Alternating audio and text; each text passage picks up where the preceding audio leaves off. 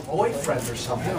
It was a commercial of a woman on the telephone talking about her breakup with her boyfriend and why he let her down and he hasn't done what he said he was going to do, and the camera pans away and there's a big poster of Obama up on the wall. That's it. That's it. Guys, do me a favor. None of this is personal. Okay? I've been very clear. President Obama, I don't know him. He just was never ready to be president, and he has made things worse. No surprise. Don't need to be more personal than that. We can do better. We should do better. Yes, sir. Hi, I'm Nathan, by the way. Nathan, good to meet you. Right, because of my kidney problems and my slow motor learning disability, I just applied for disability in Medicare. I'm wondering, I forgot what you said in the past, but how are we going to go about trying to fix Yeah. I want to fix things like Medicare and disability so that the people who deserve and need get. Okay? Yeah. I'll tell you, we live in a country now where everybody thinks they want. I want a good, decent government that takes care of the people that deserve and need. And it's really hard, because Nathan, you're right on, man. The rest of us, a lot of us then got to say, I'll take the deal. Let me keep more of my money. Let me be free to live my life, and I raise my hand, I will be more responsible for my life. Most Americans need to begin to say that, or this country will sink. That's the only way we're going to get back to a country that our founders envisioned, that does the basic things it should do, and take care of those who need help. I can never work a full-time job. But I bet you're working a little bit, aren't you? I am. God bless you, Nathan. What do you do? I'm a front-end bagger and service clerk at Walsh. Oh, fantastic.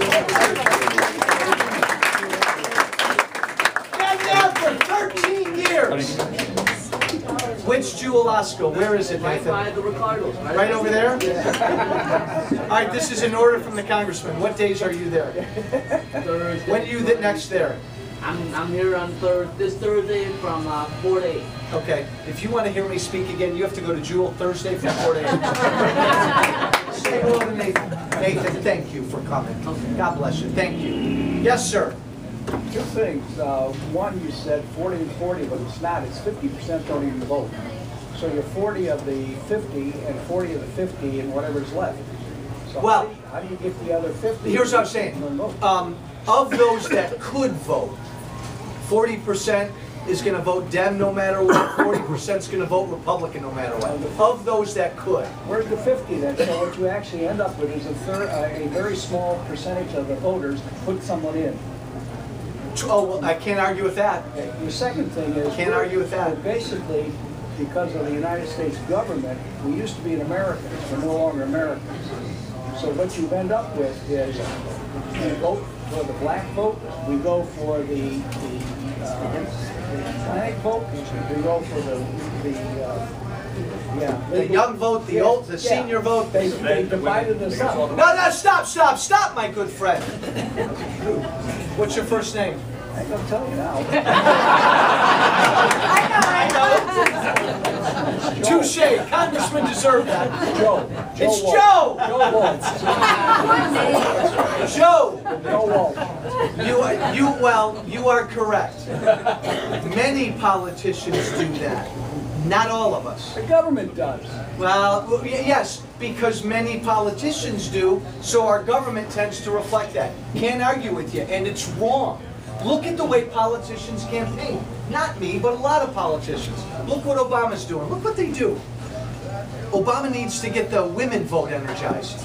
So he goes out and he talks about free contraceptives. Oh, young people aren't going to vote like they used to, so he goes out and talks about bailing out student loans. And he just picks us apart group by group. And they pit groups against each other.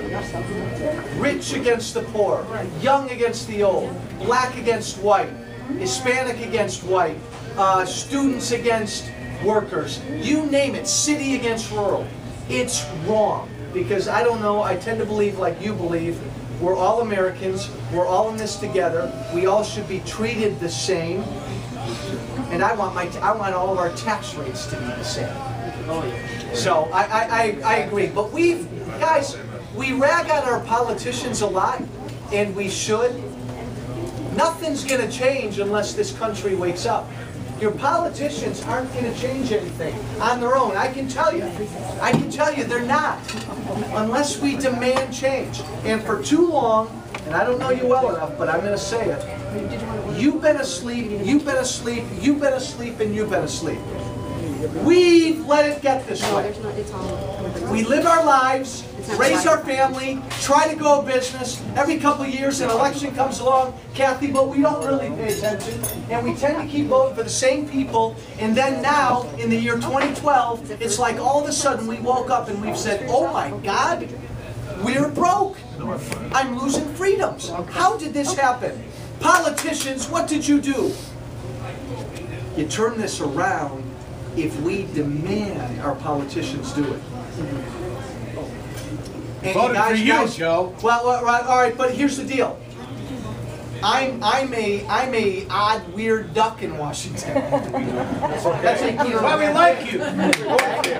I'm a term limit guy. I'll never serve more than 6 years. I sleep on the floor in my office. I've held more town halls than any member of Congress. I turned down my congressional health care. I turned down my pension. I want what our founders wanted. A simple, regular guy or gal goes to Washington for a wee little bit of time. It's a sacrifice, and then you come home and somebody else goes. But now we live in a country where we've got this entire new species. It's called the professional politician. Republican and Democrat. They go there forever. They think they're kings and queens. And for some reason, they always make a lot of money. And for some reason, they make laws that impact us and not them. Don't quit complaining. You want to turn it around, get involved, you better wake up. What else, guys? Yes, sir. Why isn't there more for what our ambassadors being killed? Every ambassador is at risk now.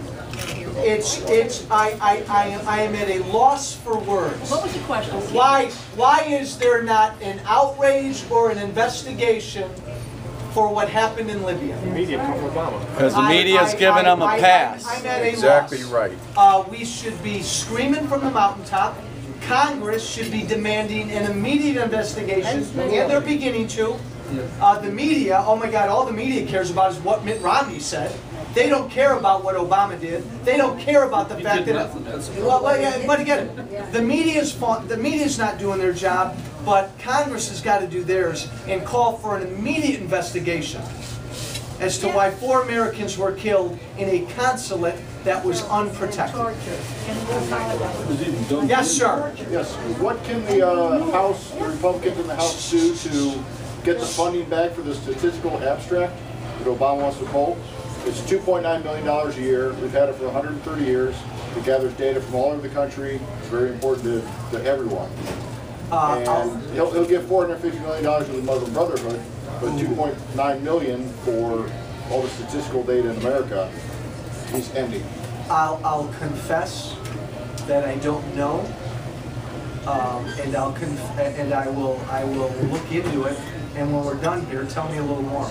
Okay. Yes, the statistical abstract started in 1878. Yeah, Joe, but look at the brick wall I could run into with Fast and Furious.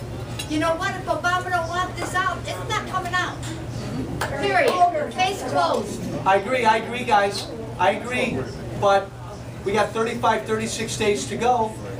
Work hard to get the people you believe in elected. Obama or Romney, Duckworth or Walsh. Work hard to get your people elected. Elections matter. I don't know if this is more of a question or a statement, but I remember in 1992 I was looking forward to having back-to-back two-term Republican presidents. George Bush, the first George Bush. Yes. We're basking in our first victory in Iraq. Yes. And everything was going quite well. But at the end of his first term, the economy took an ever so slight dip. And he got beaten. And I remember thinking, you know, a nickel, you know, doesn't take a lot of economic pain to change political fortunes. So you fast forward 20 years, and you got this mess, this train wreck we're in. Yet no president has ever been reelected with unemployment this high, and you know he's sitting pretty. It should be a landslide. Well, It should be a landslide. Exactly. So in 20 years, you know, what could have changed the paradigm? You know, that vastly.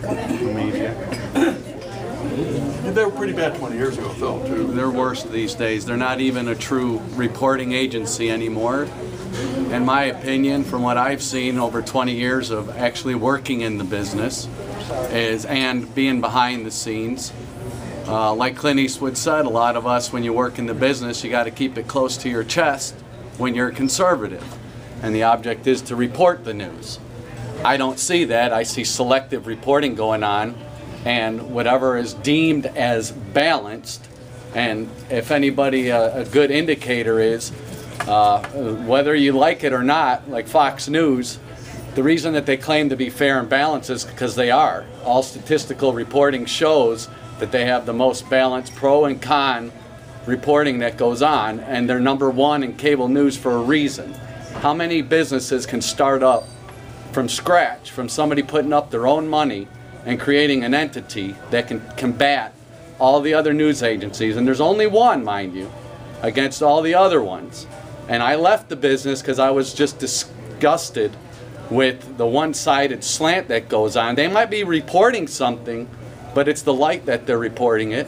And over the course of the last 20 years in my adulthood that I paid attention, it's a sad, sad case to see it slide that way, and it has its influence. Just case in point, Go ahead. look at all the advertising on TV. Would you have ever seen, even 10 years ago, let alone 20 years ago, things so just for the guy's sake there, that little purple pill or blue pill that's on there? Would you have ever seen that? It's slowly crept in there and has become norm now to see that. I can't stand my 14-year-old kid watching TV and seeing that. So it's the same thing. It's just a constant dissension, and it just becomes a sanitizing agent for the mindset that it's become the norm because some people complain but nobody sticks to it. And this is why I follow you around and listen to you speak, because I like what you have to hear. I'm always been the same way. I don't really care whether you're Republican or Democrat. You're an American first, and you owe it to society to be a contributing member of society, not a taking member of society.